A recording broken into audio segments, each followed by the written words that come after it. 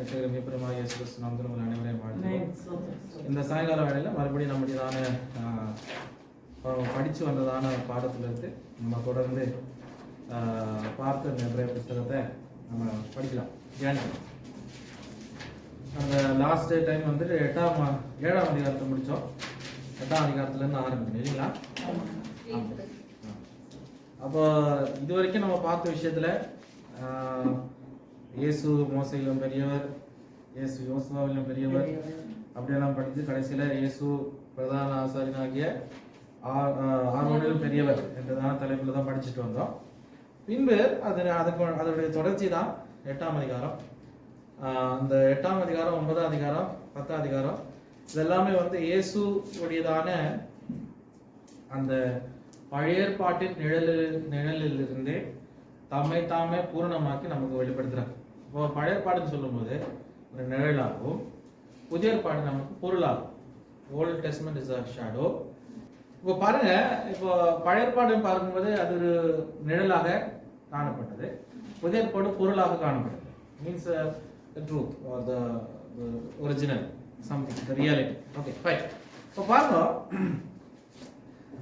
நம்ம இந்த இஸ்ரவேல் ஜனங்களுடையதான சரித்திரம் ஆரம்பிக்கிறது, உண்மையாக ஆரம்பிக்கிறது எகிப்துல இருந்து தான், மோசையில இருந்து தான் அந்த ஹிஸ்டரி ஆரம்பிக்கிறது. நம்ம மோசையில இருந்து ஆரம்பிச்சு இயேசு வரைக்கும், இல்லாவிட்டால் இயேசுடையதான சீஷர்கள் வரைக்கும் அந்த சரித்திரம் நமக்கு தெரியும்.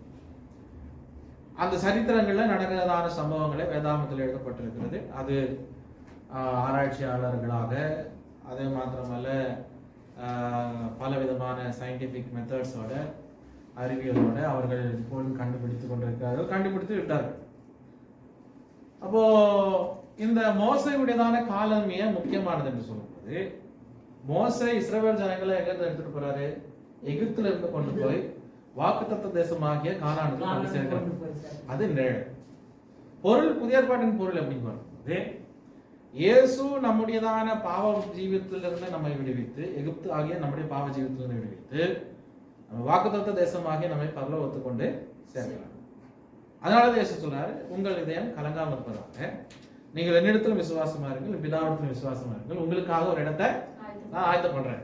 அப்போ இந்த நிழலான பொருளை தான் இங்க எபிரேயன் ஆகிய விளக்குறாங்க. அப்போ நான் என்ன சொல்றேன்னா, உங்களுக்கு மறுபடியும் அதை ஞாபகப்படுத்திட்டு போறேன். அதாவது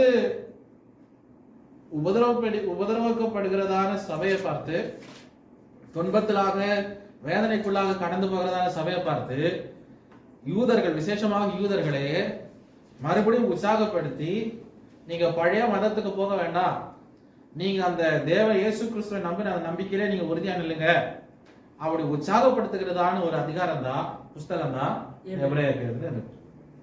அப்போ சபை ஒருபோதும் துன்பத்தை கண்டு பயந்து போகக்கூடாது. துன்பங்கள் வரலாம், பிரச்சனைகள் வரலாம், போராட்டம் வரலாம், அதுல எல்லாம் தைரியமா இருக்கணும். அது தொடர்ந்து நம்ம 11ஆம் அதிகாரம் 12ஆம் அதிகாரத்துல நம்ம போகும்போது அதனுடையதான பூரணமான அறிவு நமக்கு கிடைக்கும். அப்ப பழைய ஏற்பாட்டுல இருந்ததான யூதர்களுடையதான ஆதார புஸ்தகம் எது? பழைய ஏற்பாடு தான் அவங்களுக்கு ஆதாரம். அப்ப அவங்களுடையதான நம்பிக்கையை பூரா எபிரேயர் என்ன பண்றாருன்னா, ஃபுல்லா இயேசுவை வெளிப்படுத்திட்டார். நீங்க நினைக்கிறதான தூதர்களை பார்க்கலாம் பெரியவர் தான் இயேசு, நீங்க உங்களுடையதான பெரிய தீர்க்கதரிசிகளை பார்க்கலாம் பெரியவர் தான் இயேசு, உங்களுடையதான பிரதான ஆசாரியனை பார்க்கலாம் பெரியவர் தான் இயேசு. அடுத்து என்ன சொல்றாருன்னா, அந்த ஆசாரியனுடையதான காரியங்களை குறித்து இங்க 8ஆம் அதிகாரத்துல பேசுறோம். 9ஆம் அதிகாரத்துல பார்க்கும்போது, நீங்க பழைய ஏற்பாட்டுல ஆராய்ச்சி வந்ததான அந்த கூடாரத்தை பார்க்கலாம் பெரியவர் தான் இயேசு.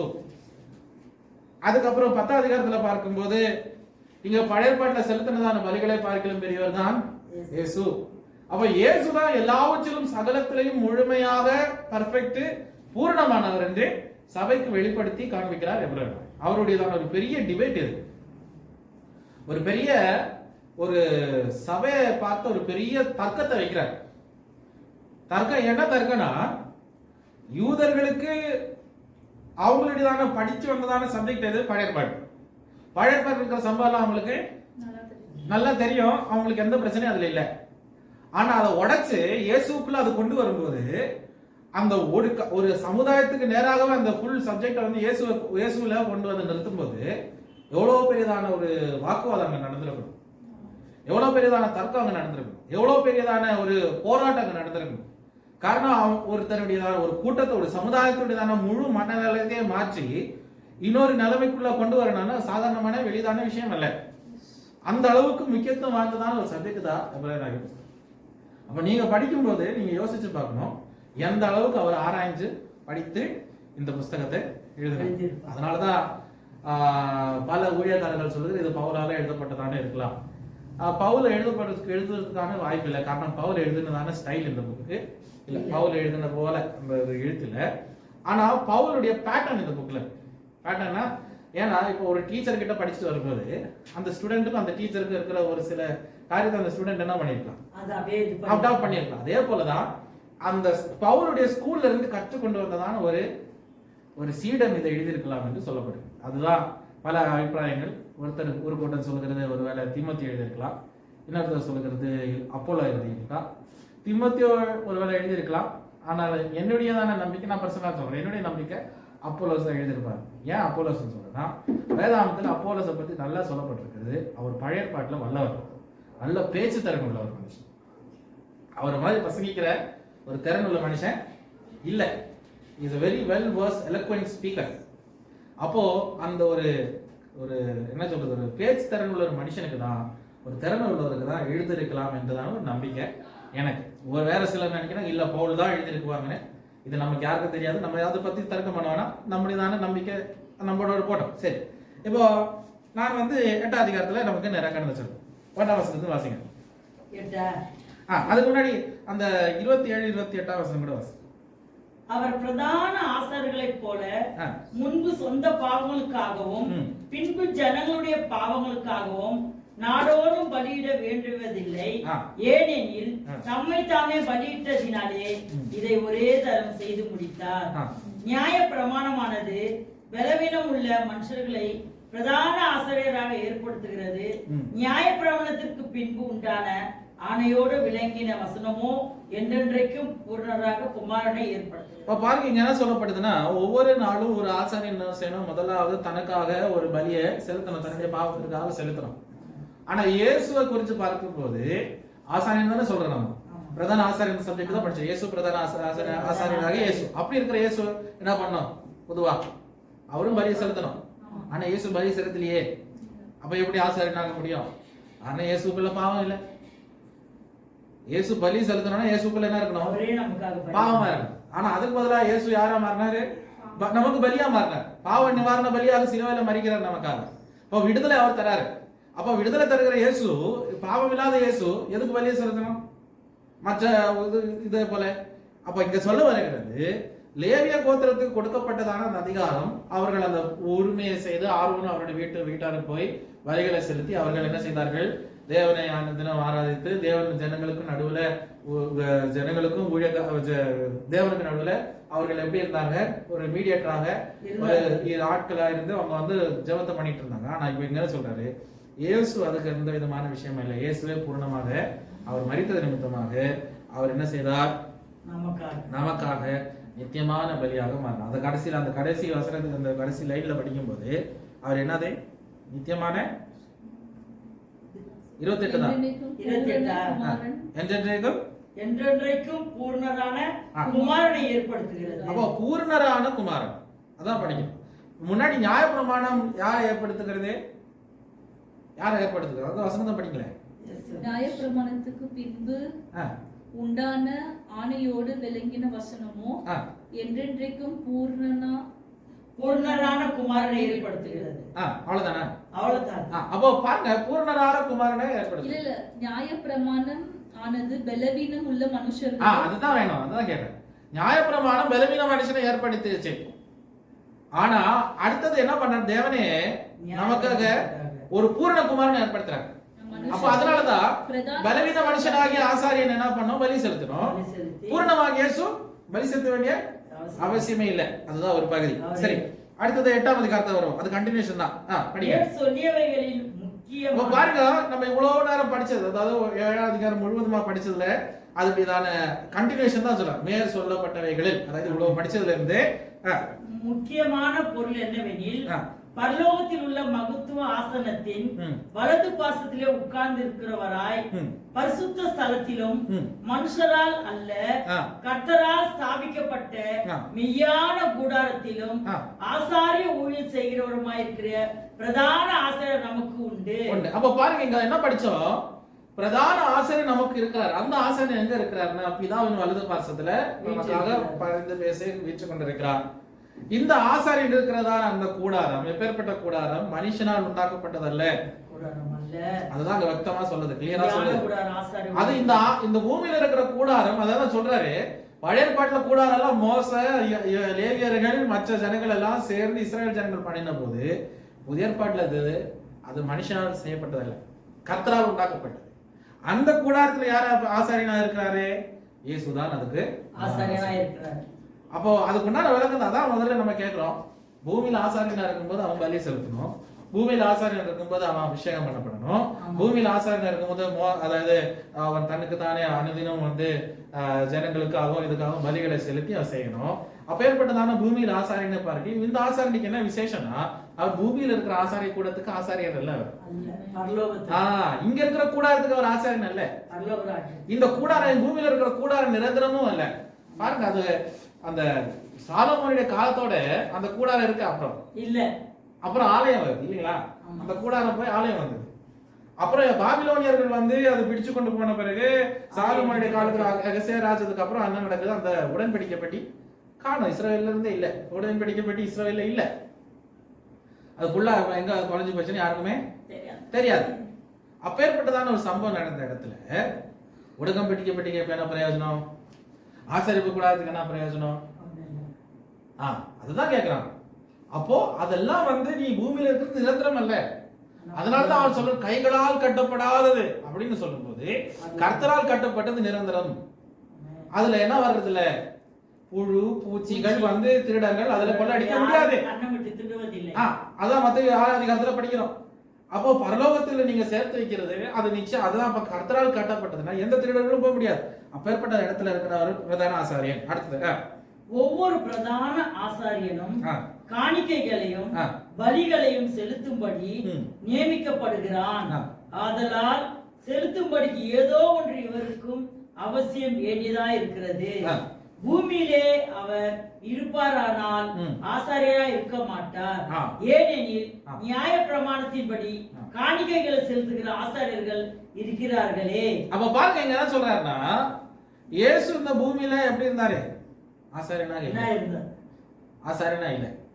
ஏன்னா பூமியில இருக்கிற ஆசாரியர்கள் பேர்பட்டவர்கள் லேவியர்கள். அவர்கள் காணிக்கை செலுத்தணும், வரிகளை செலுத்தணும், கர்த்தர் சமூகத்துல ஏதாவது கொண்டு வரணும். அப்படி இருக்கும் போது இங்க எங்க இருக்கிற இயேசு என்ன பண்றாரு? அது எதுவுமே செய்யலையே.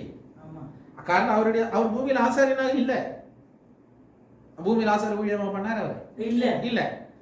அவர் போய் எல்லா இடத்துலயும் போய் பிரசங்கம் பண்ணி சுவிசேஷத்தை சொல்லி ஜனங்களை ரட்சித்து மீட்டு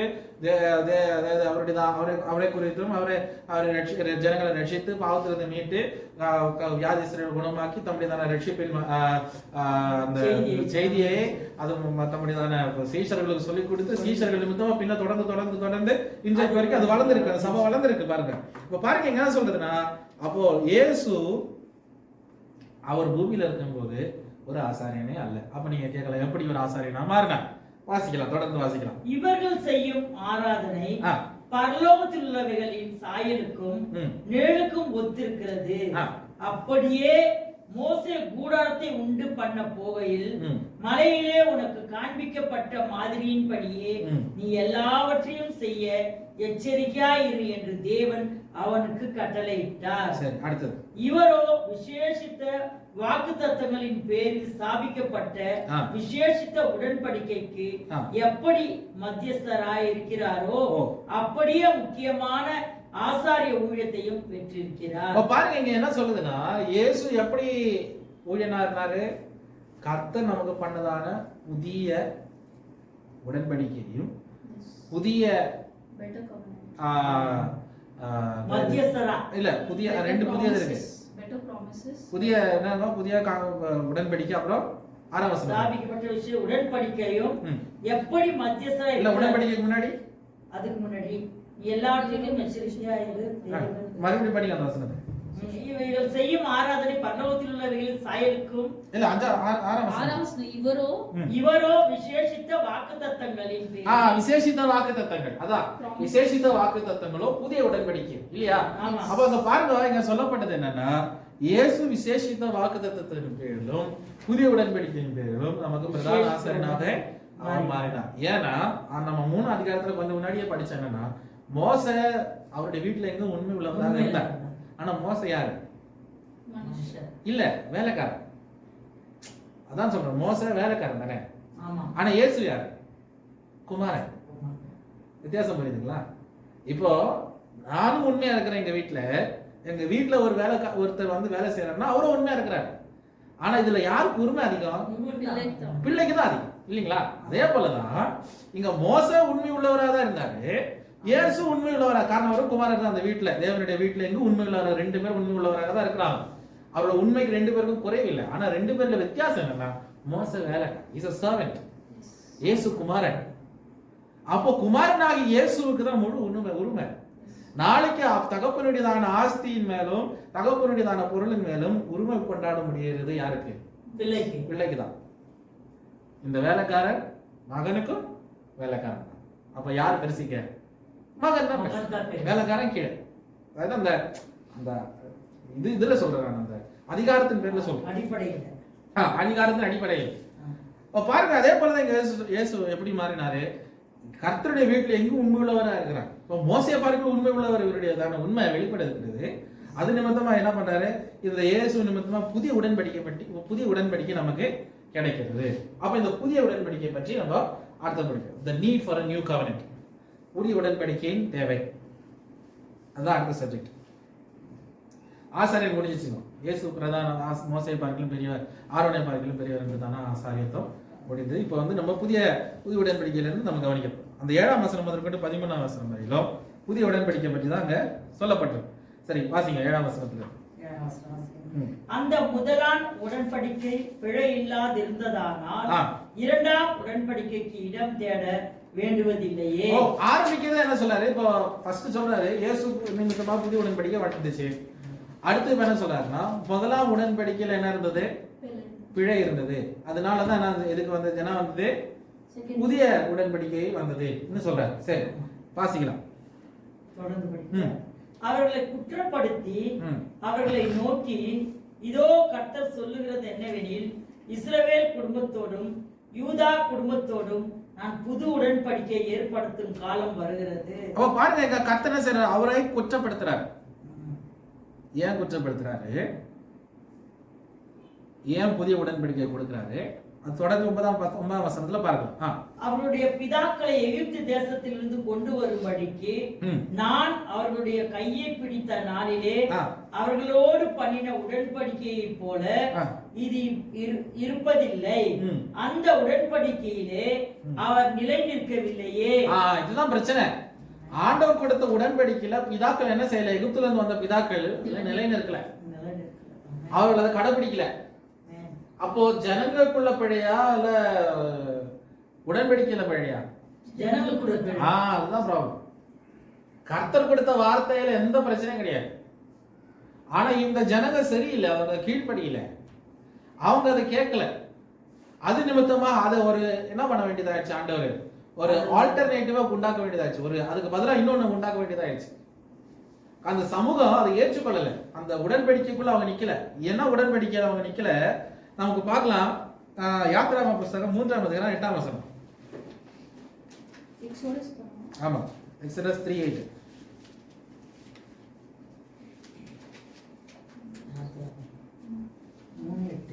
அவர்களை எகிப்தியரின் கைக்கு விடுதலையாக்கவும் அவர்களை அந்த தேசத்திலிருந்து நீக்கி கானானியரும் ஏத்தியரும் எமோரியரும் பெர்சியரும் ஏவியரும் எபூசியரும் இருக்கிற இடமாகிய பாலும் தேனும் ஓடுகிற நலமும் விசாலமுமான தேசத்தில் கொண்டு போய் சேர்க்கவும் இறங்கினேன். அப்ப கர்த்தருடையதான உடன்படிக்கை முதல்ல என்ன? பிதாக்களை செஞ்ச உடன்படிக்கை, சேர்க்கும்படி, அதுதான் ஒரு உடன்படிக்கை. அடுத்து என்னது? 19ஆம் அதிகாரம் 5ஆம் வசனம். அதே புஸ்தகம் தான்.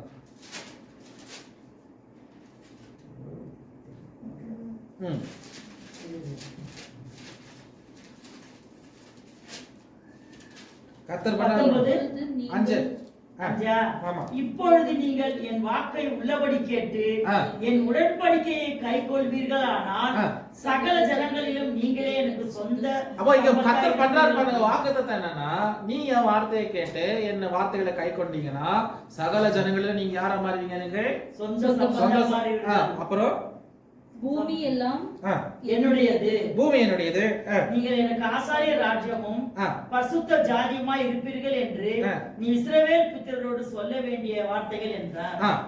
அடுத்தது மோசே வந்து ஜனங்கள். அப்ப பாருங்க, அந்த ஆண்டவர் பண்ற இது பெரிய ஒரு கவர்னன்ட் என்னன்னா, நீ சொந்த ஜனம், உன்னை ஆசிரியனாக மாற்றுவேன், உன்னை நீ என் பிள்ளைகளாக மாற்றுவேன், நான் உனக்கு தேவனா இருப்பேன் எல்லாம் வாக்குத்தத்தத்தை கொடுக்கிறாரு. ஆனா நிபந்தனை என்ன?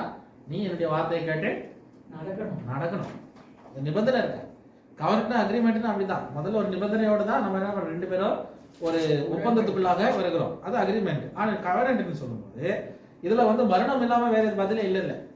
இது யாராவது ஒரு தவறிட்டா நிச்சயமா என்ன உண்டாரு? மரணம் உண்டு. காரணம் ஜீவன மேலதான் இது ஆணை வருகிறது. அப்போ கர்த்தர் தம்முடையதான ஜீவனை கொண்டு ஆணையிடும் போது அந்த வார்த்தையில கர்த்தர் மீற முடியாது, மீறவும் மாட்டார். ஆனா மனுஷன் மீறுகிறான், அதனாலதான் அவனுக்கு மரணம் சம்பவிக்கிறது. இங்க பார்க்கும்போது கர்த்தர் என்ன செய்யறாரு? அந்த என்ன சொல்றாரு? நான் உன்னை ஒரு ஆசாரியனாக, சொந்த ஜனமாக, பரிசுத்த கூட்டமாக உன்னை மாற்றுவேன்னு சொல்றாரு. இது வசனம் உங்களுக்கு வேற இடத்துல ஞாபகம் இருக்கா? புதிய ஏற்பாட்டுல ஒரு இடத்துல வரும் இதே போல வசனம். அதேதான் 1 பேதுரு 2ஆம் அதிகாரம் 1ஆம் வசனத்துல இல்லையா? உங்களை அந்த காலத்துல ஆச்சரியமான வடிவத்தில் வர வேண்டும் பண்ணினா அறிவிக்கும்படியே உங்க சொந்த ஜனமாக ராஜரிக ஆசாரிய கூட்டமாக உங்களை தெரிந்து கொண்டார். அப்ப பாருங்க, அப்போ அது நிறைவேறுகிறது புதிய ஏற்பாடு. சரியா? சரி, இப்ப அது விடுங்க. இப்ப நான் அடுத்தது பார்க்கலாம். இந்த புதிய தொடர்ந்து வாசிங்க. இல்ல எபிரேயர் தான், எபிரேயர் 10 தான், 8:10. அந்த நாட்களுக்கு பின்பு நான் இஸ்ரவேல் குடும்பத்தாரோடு பண்ணும் உடன்படிக்கையாவது என்னுடைய பிரமாணங்களை அவருடைய மனதிலே வைத்து.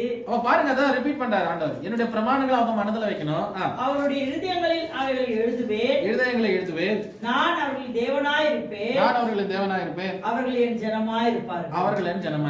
அப்போ இங்க ஆண்டவர் என்ன சொல்றாருன்னா, நான் அவருடைய இதயங்களில் எழுதுவேன் என்றார், அவர்கள் மனதில் வைப்பேன் என்றார். அந்த புதிய உடன்படிக்கையில கர்த்தர் சொல்றாரு, நான் உங்க மனசுல எழுதுவேன், நான் உங்களுக்கு தேவனா இருப்பேன்னு கர்த்தர் சொல்றேன். ஆனா பழைய ஏற்பாட்டுல என்ன சொல்லியிருக்கிறாருன்னா, நம்ம உபாகமம் 6ஆம் அதிகாரத்தை படிக்கணும். உபாகமம் 6ஆம் அதிகாரம், டியூட்டரோனமி 6ஆம் அதிகாரம் 5ஆம் வசனத்துக்கு கீழே வாசி.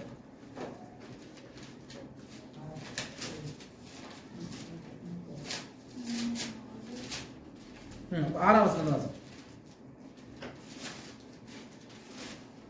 இன்று நான் உனக்கு கட்டளையிடுகிற இந்த வார்த்தைகளை உன் இதயத்தில் இருக்க கடவுது. நீ அவைகளை உன் பிள்ளைகளுக்கும் கருத்தாய் போதித்து, நீ உன் வீட்டில் உட்கார இருக்கும் போதும், வெளியே நடக்கிற போதும், படுத்து கொள்கிற போதும், எழுந்திருக்கிற போதும் அவைகளை குறித்து பேசு. அவைகள் உன் கையின் மேலே அடையாளமாக கட்டி கொள். அப்ப என்ன பண்ணா, இந்த வசனம் என்ன வசனம்?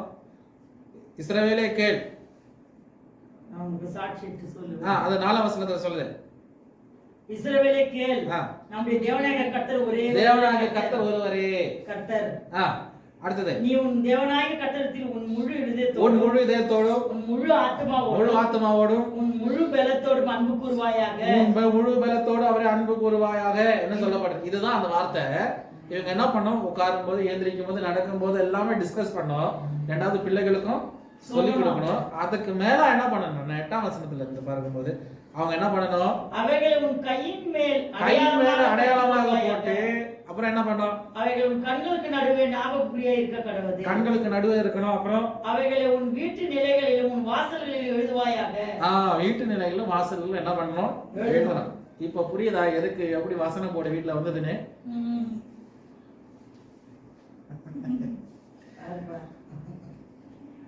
ஆனா உண்மையாக கர்த்தர் அந்த வசனம் போடல, நமக்கு இல்ல. கர்த்தருடைய வசனம் எங்க? கர்த்தர் சொல்ல, நானே உங்க இதயத்துல எழுதுறேன்றாரு.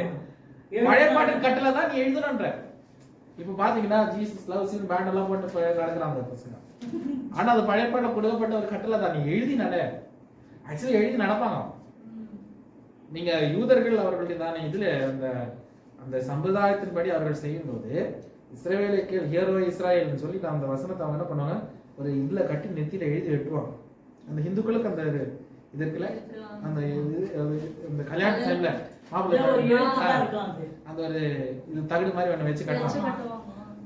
ஆக்சுவலா பழைய பாட்டு சம்பிரதாயம் இருந்துச்சு. இங்க ஆண்டு சொல்லு, இங்க எழுதி நெத்தி நடுவே, இங்க எழுதி வை, கண்ணுக்கு ரெண்டுக்கு நடுவுல, அப்புறம் கையில எழுது, வாசல்ல எழுது, எங்கெல்லாம் போகும்போது. ஏன் கர்த்தர் அந்த அளவுக்கு அப்படி நிர்பந்தமா சொல்றாருன்னா, இவன் எங்க போனாலும் கர்த்தர் கூட இருக்கிறார் நம்பிக்கையோடு நடக்கணும். கர்த்தர் தான் அவனை விடுவிக்கிறார், கர்த்தர் தான் நடத்துறாரு.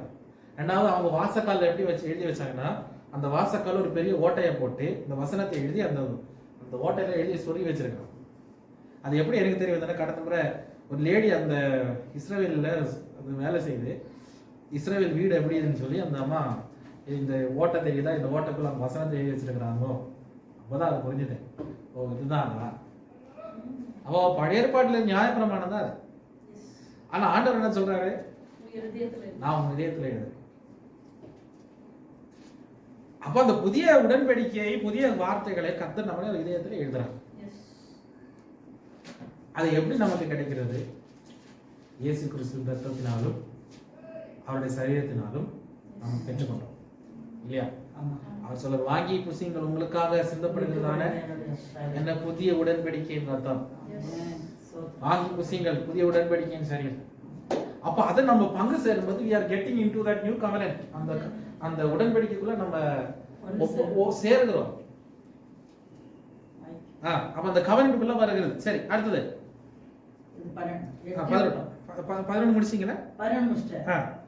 12 ஏனெனில் நான் அவர்கள் அநியாயங்களை கிருபையாய் மன்னித்து. அடுத்து என்ன சொல்றாரு? நான் அவர்களின் அநியாயங்களை கிருபையாய் மன்னித்து அவர்கள் பாவங்களையும் அக்கிரமங்களையும் இனி நினையாமல் இருப்பேன். அவர்கள் பாவங்களையும் அக்கிரமங்களையும் இனி நினையாமல் என்று கர்த்தர் சொல்லுகிறார். ஒரு விஷயத்தை புரியணும், ஆண்டவர் நம்ம கிறிஸ்தவர்கள் ஆயிட்ட பிறகு எவ்வளவு பாவம் செஞ்சாலும் எவ்வளவு அக்கிரமம் செஞ்சாலும் மன்னிப்பார் மறப்பார்னு இல்லாத அர்த்தம். புரியுதுங்களா? நம்ம இதுவரைக்கும் ரட்சிக்கப்படுறதுக்கு முன்பதாக இதுவரைக்கும் என்னென்ன பாவங்களை செஞ்சோம், இயேசுவை ரட்சகராக ஏற்றுக்கொண்ட அந்த நிமிஷம் முதற்கொண்டு அதாவது மறந்துட்டார். அது மறந்துட்டாரு. அதான் சொல்றாரு, அவர்களுடைய பாவத்தை இனி நான் என்ன பண்ண மாட்டேன், என்ன மாட்டேன்.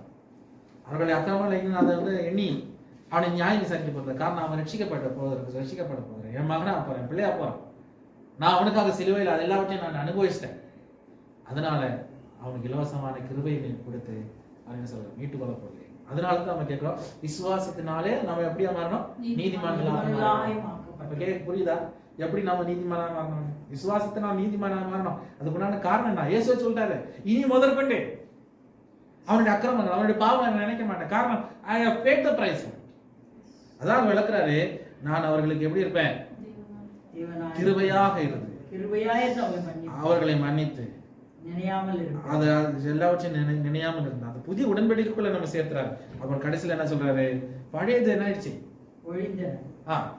புது உடன்படிக்கை என்று அவர்கள் சொல்லுகிறார்களே, முந்தினவை பழமையாக்கினார், பழமையானது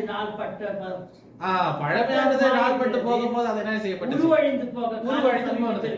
புரிஞ்சுச்சா? அது என்ன சொல்றேன்னா, அது நாளாக அது கவனிக்காம போன அப்புறமா போக போக போக அப்படியே அழிஞ்சு போயிடுது. அப்ப நீ எதை கவனிக்கணும்? பழையதே புடிச்சுட்டு அடங்காம, எங்க முற்பிதாக்கள் அது பண்ணாரு, எங்க ஆபிரகாம் என்னது விருத்தசேதனை பண்ணாரு, எங்க தாவீது வந்து போய் சீனாயில வந்து என்னது கர்த்தருக்காக உடன்படிக்கை கட்டினாரு, அப்புறம் வந்து சாலமோன் தேவாலயத்தை கட்டினாரு. இதே பீத்தின்னு கிடக்குற, அதை விட்டுட்டு வாப்பாடி புதிய ஏற்பாடுலன்னு சொல்றோம் இல்லையா? வாப்பா புதிய ஏற்பாடு இதெல்லாம் இல்ல அவனுக்கு. காரணம், இயேசு பூர்ணமா அவனுக்கு வெளி கொடுத்தாரு எல்லாமே. நீ அவருக்குள்ள இருக்கிற, உனக்கு நீ அந்த பழைய ஏற்பாட்டின் ஆலயத்தின் மையம் உனக்கு தேவை கிடையாது. உனக்கு கூடணும், ஆராதிக்கணும், போகணும், அவ்வளவுதான். சாலமோன் அந்த ஆலயத்தை கட்டின போது சாலமோன் என்ன சொல்றாரு, இந்த இடத்துல நீங்க இல்ல, நீங்க ஆலயத்துக்குள்ள இல்ல, மனுஷனுக்குள்ளதான் வாசம் பண்றீங்க. அந்த வெளிப்பாடு சாலமோனுக்கே கிடைச்சது. ஆனா நம்ம என்ன பண்றோம், நம்ம ஆலயத்தை எவ்வளவு பயங்கர கம்பீரமாக கோபுரமாக கட்டி அதுக்குள்ள என்னென்ன பண்ணி இல்லையா? அதுக்கு கட்டக்கூடாது, நல்ல ஒரு இடம் வேண்டாம் நமக்கு தேவை. அதுக்குள்ள நம்ம ஆராய்ச்சி போகணும், கர்த்தரை மகிமைப்படுத்தணும், அதுக்கெல்லாம் உண்டான ஒரு யோகியமான இடம் நமக்கு தேவை. ஆனா அது நமக்கு முக்கியத்துவம் இல்லை, நீங்களும் நானும் தான் முக்கியம். அதுதான் உண்மையான சம்பவம். அப்போ புதிய உடன்படிக்கைக்குள்ள பிரவேசிச்ச நம்ம பழைய ஏற்பாட்டின் தானே அந்த சம்பிரதாயம் நமக்கு வேண்டாம். தேவை. அந்த பழைய உடன்படிக்கை நமக்கு தேவை. உடன்படிக்கை பழைய ஏற்பாட்டுல நியாயப்பிரமாணம் 3 விதமான காரியங்கள் உண்டு. என்னென்ன காரியங்கள்? ஒன்று அவர்களுடைய மாரல் லாஸ், ரெண்டாவது அவர்களுடையதான செரிமோனியல் லாஸ். புரியுதுங்களா? மாரல் லாஸ்னா என்ன தெரியுமா? அதாவது அவர்களுடையதான ஜீவியம், அதாவது அவருடைய அனுதின வாழ்க்கைக்கு உண்டானதான பிரமாணம். மாரலுக்கு என்ன வார்த்தை எடுக்கும்? மாரல் லாக்கு எப்படி? மாரல் லாக்கு என்ன வார்த்தை எடுக்கும்? அந்த தமிழ்ல சொல்லும்போது அதாவது அனுதின வாழ்க்கைக்கு, அதாவது மாரலானா எப்படி சொல்றது? திருடாதே, கொல்லாதே, இனி நீ என்ன செய்யாதே, பிறருடைய பொருள் மேல பிறருடைய பொருள் மேல என்ன இச்சியாதே, அப்படியெல்லாம் சொல்லும்போது அதெல்லாம் எது இருக்கும்? அதெல்லாம் ஒரு நல்ல மாரல். அது அப்படிதான் நல் வாழ்க்கைக்குள்ள அதெல்லாம் கர்த்தர் ஒழிக்கல. அனுதினமான அதெல்லாம் கர்த்தர் ஒழிக்கல. புரியுதுங்களா? ஆனா யூதருடைய கலாச்சாரம் என்ன? பெஸ்கா கொண்டாடுற பண்ணீங்களா? நானும் இல்ல. பழைய பாட்டின் பிரமாணத்துல பெஸ்கா கொண்டாடுறோம், பண்டிகைகள் இருக்குது, அது நம்ம கொண்டாடுறோமா? இல்ல. அப்ப அதெல்லாம் நமக்கு தேவையில்லை. அதெல்லாம் கர்த்தர் பூர்ணமாக்கி மாற்றிட்டார். ஆனா நமக்கு தேவையான சில பழைய பாட்டுல சில உபதேசங்கள் பழைய பாட்டுல உண்டு, அது நம்ம வெறுக்கவே கூடாது. அதனால நான் இந்த வசனத்தை உங்களுக்கு சொல்லி தரணும், ஒருவர் நடிகை பழைய பாடு நம்ம கம்ப்ளீட்டா எதிர்க்கணும். இல்ல இல்ல இல்ல, பழைய பாடு இருந்தாதான் புதிய ஏற்பாடு. காரணம் புதிய ஏற்பாடுடைய ஃபவுண்டேஷனே பழைய ஏற்பாடு தான்.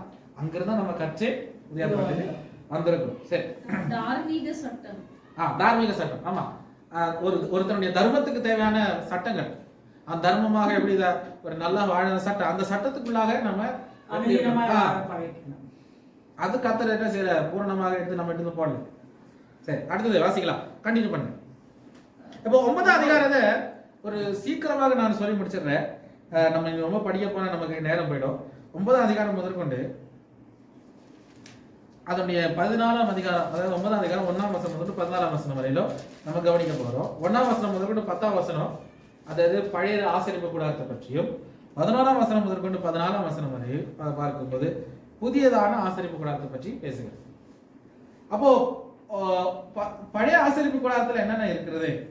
சுற்றுப்புறம், பிரகாரம், பரிசுத்த ஸ்தலம், மகா பரிசுத்த ஸ்தலம், இப்பேற்பட்டதான காரியம்.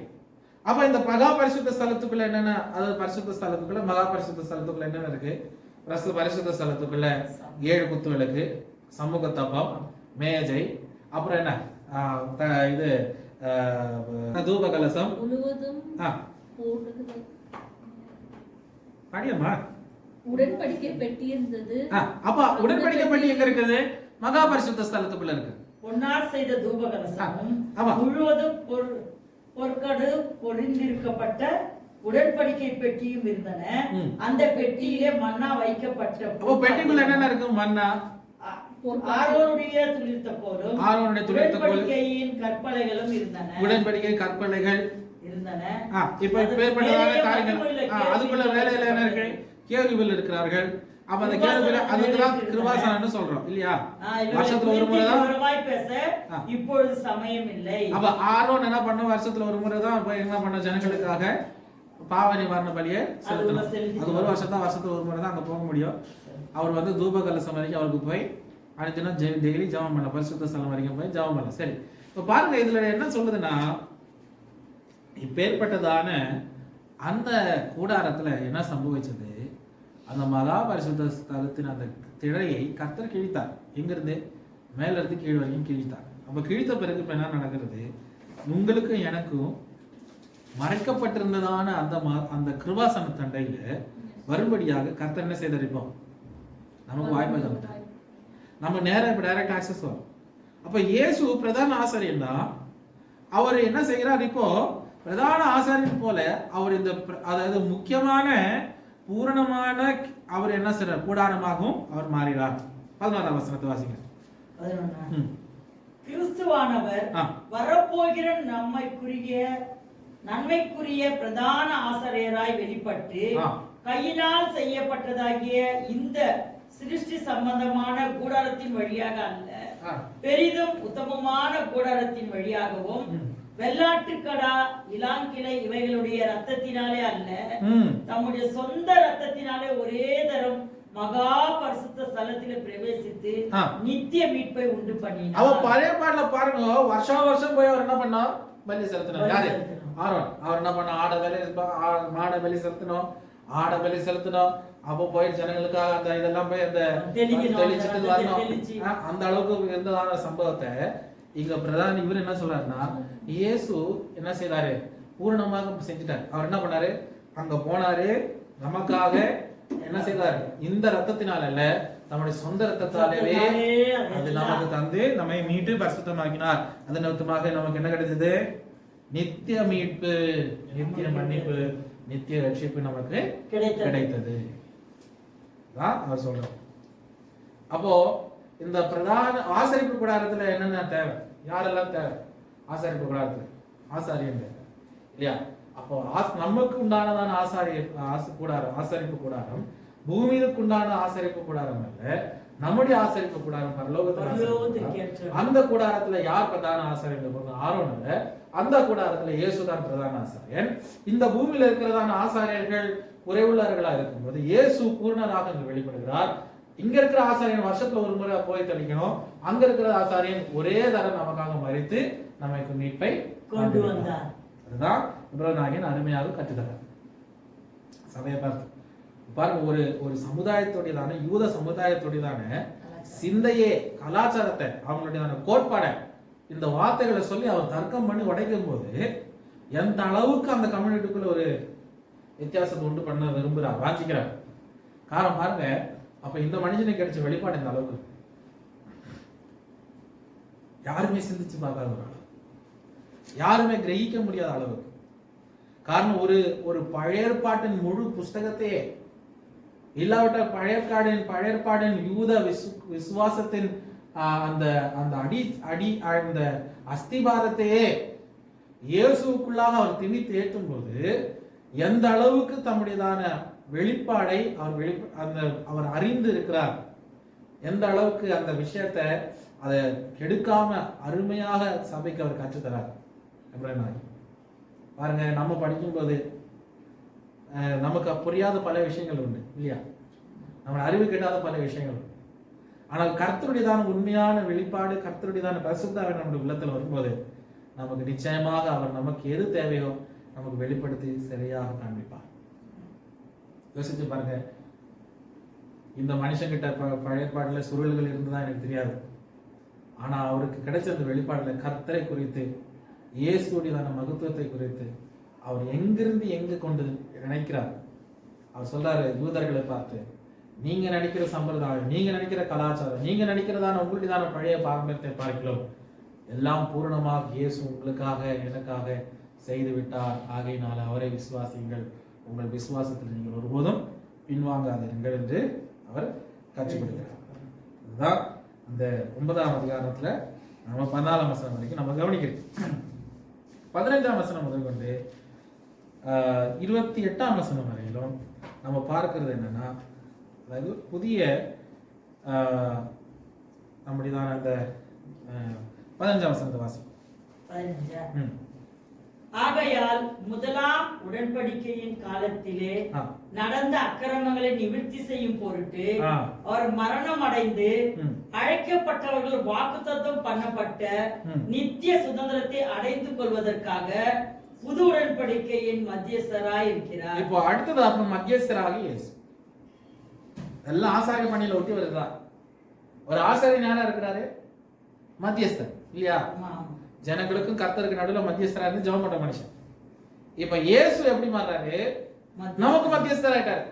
அவர் எப்பேற்பட்ட மத்தியஸ்தர்? புதிய உடன்படிக்கையின் மத்தியஸ்தர். அது மாத்திரமல்ல, இது என்னது? புதிய ஏற்பாடு இல்லையா? புதிய ஏற்பாடு எழுதிருக்கலாங்க, எழுதிருக்கலாம். முதலாம் உடன்படிக்கையின் காலத்தில் அதுதான் எழுதிருக்கு. அதான் உடன்படிக்கை, உடன்படிக்கை சொல்லப்பட்டிருக்கா? இங்க நியூ டெஸ்டமென்ட். சரி, இப்ப பாருங்க, இந்த புதிய உடன்படிக்கையில கர்த்தர் இயேசு எப்படி மாறாரு? நமக்கு அக்கிரமங்களை எல்லாம் நிவர்த்தி செய்யும் பொருட்டு, அக்கிரமம் எல்லாத்தையும் நிவர்த்தி செய்யும் பொருட்டு அவர் யாரும் அழைக்கப்பட்டவர்கள் வாக்குத்தத்தம் பண்ணப்பட்ட நித்திய சுதந்திரத்தை அடைந்து கொள்வதற்காக, நாம் எல்லாம் நித்திய சுதந்திரத்தை அடைந்து கொள்வதற்காக புது உடன்படிக்கையின் மத்தியஸ்தராகவே வருகிறார். He is the ambassador, he is the mediator between us. மத்தியஸ்தராக நமக்காக அவர் பரிந்து பேசுறார். அந்த மத்தியஸ்த பணியை பற்றி தான் அங்க பேசுகிறது. 18ஆம் வசனம், 19ஆம் வசனம் முதற்கொண்டு 27ஆம் வசனம், 28ஆம் வசனத்துல சொல்கிறது, அந்த சிந்தப்பட்டதான ரத்தத்தை பார்க்கிலும் இயேசுவின் ரத்தம் பெரியது. அப்போ பழைய ஏற்பாட்டில் இருக்கிறதான பலிகளின் ரத்தம் எல்லா வருஷமும் பண்ண எல்லா நாளும் நடந்து கொண்டிருக்கு. இயேசு ஒரே தரம் நமக்காக ரத்தத்தை சிந்தி நமக்கு பூரணமான ரட்சிப்பை தந்து நமக்கு பாவ நிவாரணத்தை தம்முடைய ரத்தத்தினாலே நமக்கு அவர் செய்து தந்தார். அதான் 22ஆம் வசனத்துல பார்க்கும்போது, அதாவது ரத்தத்தினால without shedding of blood there is no remission. கொஞ்சம் கவரே எல்லாம் ரத்தத்தினாலே சுத்திகரிக்கப்படும். ரத்த சிந்தல் இல்லாமல் மன்னிப்பு உண்டாகாது. ரத்த சிந்தல் இல்லாமல் மன்னிப்பு நமக்கு உண்டாகாது. அப்போ யார் நமக்கு ரத்தம் சிந்தினார்? இயேசு சிந்தினார். அவருடைய ரத்தத்தின் நிமித்தமாக நம்முடையதான பாவம் மன்னிக்கப்பட்டது, நிவர்த்தி செய்யப்பட்டது. அதனாலதான் சொல்லுகிறது 28ஆம் வசனத்துல, கிறிஸ்துவும் அநேகருடைய பாவங்களை சுமந்து தீர்க்கும்படி ஒரே தரம் பலியிடப்பட்டு நமக்காக காத்துக் கொண்டிருக்கிறவர்களுக்கு ரட்சிப்பை அருளும். நமக்காக எல்லா தரம் பாவம் இல்லாமல் தரிசனமாவார். ஆமென். அப்ப பாருங்க, அடுத்தது என்ன சொல்றாரு? நமக்காக காத்து கொண்டிருக்கிறவர்களுக்காக, பரிசுத்தவான்களுக்காக அவர் தரிசனமாகுவார். அப்போ அவர் நம்மளுக்காக என்ன செய்தார்? பாவ நிவாரணத்தை செய்தார், மரித்தார், அவர்களுக்கு வெளிச்சத்தை தந்தார். அடுத்தது நம்ம 10ஆம் அதிகாரத்துல படிக்க போகிறது என்னன்னா, பலியை குறித்து தான் நம்ம படிக்க போறோம். பலிகளை, பழைய ஏற்பாட்டின் பலியும் பலியாக இயேசு, அதுக்குண்டான வித்தியாசத்தை நம்ம கவனிச்சு நமக்கு படிச்சு போறோம். அப்போ 9ஆம் அதிகாரம் 8ஆம் அதிகாரத்துல சொன்னது, அந்த பழைய ஏற்பாட்டில் இருக்கிற ஆசாரியனை பார்க்கிறோம், பழைய ஏற்பாட்டில் இருக்கிறதான அந்த ஆசிரியர் கூடாரத்தை பார்க்கிறோம், பழைய ஏற்பாட்டில் இருக்கிறதான மத்தியஸ்தரை பார்க்கிறோம். இயேசுதான் பூரணர், இயேசுதான் சகலத்தை ஜெயித்தவர், இயேசு தம்புதான கிருபையினாலே நம்மை மீட்டு கொண்டு நம்மை ரட்சித்தார். சரி, ஏதாவது டவுட்? இதெல்லாம் அந்த எபிரேயர் சர்ச் தான் யூதர் சேலஞ்ச் பண்ணி தான அவங்க ரைட்டர் எழுதுறாங்க. ரைட்டர் யூதர் ஜூஸ். இப்போ ஜூஸ் கம்யூனிட்டி இதெல்லாம் படிச்சா அவங்க will they accept? காரணம் எதுக்காக இந்த பர்பஸ் என்னன்னா, already search is going through heavy persecution. Roman search is being persecuted heavily. Sorry, Roman people are persecuting the Jewish converted Christians heavily. அப்போ ஜூயிஷ் கன்வெர்ட்டட், அதாவது கிறிஸ்தவங்களாக மாறினதான யூதர்களுக்கு விரோதமாக பல விதமான உபதிரவங்கள் பெருக ஆரம்பிச்ச உடனே 2 விதமான உபதிரவங்கள் வந்துச்சு. ஒன்று கவர்மெண்ட் உபதிரவம் பண்ணுச்சு, 2வது யூதர்களை உபதிரவம் பண்ணாங்க. நீ ஏன்டா அவங்க போன சொல்லி அடிக்கிறவங்க இவங்களும் இருந்தான். இப்போ இது நடுவில் அவங்க இருக்கும்போது அவங்க யோசிச்சாங்க, நாங்கள் எதுக்கு இங்க இருந்து கஷ்டப்படுறோம்? இங்க வந்ததுனால தான் அடி, இந்த வந்த தானே சாவறோம், இங்க வந்ததுனால தான் நாங்கள் எரிய வைக்கப்படுறோம், அடிக்கப்படுறோம், சிங்க கவியில போடுறாங்க, நாங்கள் இங்கெல்லாம் நாங்கள் இவ்வளோ உபதிரவங்கள் நாங்கள் படுறோம். அதுக்கு வேற பழைய நிலைமையில போயிடலாமே. காரணம் அதுவும் இயேசு அதுதானே பழைய ஏற்பாடு பற்றி இயேசு பிதா அங்கே தானே வந்தார். இப்போ இவங்க நினைச்சாங்க அதுக்கு மேல பழைய ஏற்பாடு நம்ம பிடிச்சோம்னா எப்படியாவது பரலோகம் போயிடலாம், எங்கனாவது ஆண்டவர் ரட்சிப்பு தருவாரு, இயேசு இருக்கட்டான்னு சொல்லிட்டு அவன் போகும்போதுதான் சொல்ற, இல்லை இல்லை இல்லை, அதை பார்க்கிலும் மேலானதான் கிறிஸ்து, பழைய பாட்டை பார்க்கிலும் மேலானதான் கிறிஸ்துன்னு அவர் வெளிப்படுத்துறாரு சபை. நீ விசுவாசத்துல சோர்ந்து போகாதே. அதனாலதான் அடுத்த 11ஆம் அதிகாரத்துல நம்ம வர போறோம், விசுவாச வீரர்களை படிக்க போறோம். அந்த விசுவாச வீரர்கள் அங்க அவ்வளவு தூரம் பேசிட்டு கடைசியில சபைக்கு நேரம் சபையை விளக்குறாங்க. அந்த கடைசி போர்ஷன் சபையை தான் விளக்குறாரு. அப்ப தியாகம் பண்ண தாய்மார்களை சொல்றாங்க, அவர்கள் மேலான உயிர்த்தெழுதலுக்காக தங்களை என்ன பண்ணாங்க, பிள்ளைகளை விட்டு கொடுத்தார்கள். அப்ப பாருங்க அந்த விசுவாசம் இந்த அளவுக்கு பெருசு. அப்ப he is encouraging the church. Persecution is definitely not the problem. நீ தைரியமா இல்லை, விசுவாசமா இரு, உதரம் வரட்டும், பிரச்சனை இல்லை, உனக்கு மேலான ஒரு சிங்காசனம் காத்திருக்கு. கர்த்தனுக்காக அதை ஆயத்தப்படுத்துறாரு. நீ கர்த்தருக்குள்ள மகிழ்ச்சியா இருப்ப. அதனாலதான் இந்த 10ஆம் அதிகாரம் 9ஆம் அதிகாரத்தை முடிக்கும் போது அவர் நிச்சயமாக தமக்காக காத்திருக்கிற பரிசுத்தவர்களுக்காக 2ஆம் தரம் வெளிப்படுவார். அப்போ வெளிப்படும் போது ராஜாவாக தான் வெளிப்பட போறார். புரிஞ்சுங்களா?